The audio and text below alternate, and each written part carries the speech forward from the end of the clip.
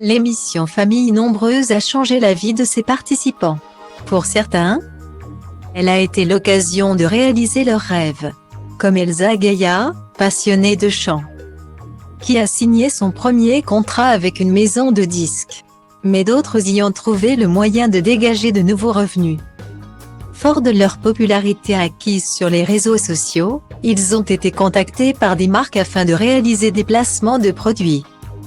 Mais pour Léo, le fils aîné d'Amandine Pélissard, les conséquences ont été toutes autres. Alors que certains pourraient craindre qu'il soit moqué au lycée en raison de l'exposition de sa famille, le jeune garçon de 15 ans se réjouit au contraire d'être beaucoup plus apprécié par la gaine féminine. Point.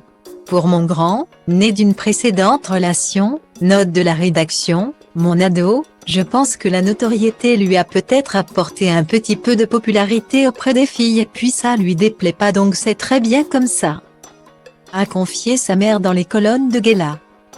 De son côté, la mère de famille essuie de nombreuses critiques depuis qu'elle a intégré le programme de TF1.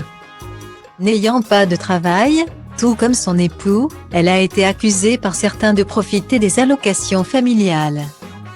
Des critiques dont n'a que faire la principale intéressée, habituée depuis déjà bien longtemps au regard courroucé de certains. D'autant plus qu'elle a constaté que si elle est très critiquée sur les réseaux sociaux, ce n'est pas vraiment le cas dans le vie de tous les jours. Jamais on n'est venu me dire un mot de travers alors que pourtant nous, on se fait déglinguer sur Internet. Toutes les personnes qui viennent nous aborder, ce sont des échanges merveilleux. Ce n'est pas des personnes malveillantes. Il y a vraiment une souffrance chez ces gens-là, c'est pour ça que parfois je m'amuse à dire qu'on est un peu des antidépresseurs.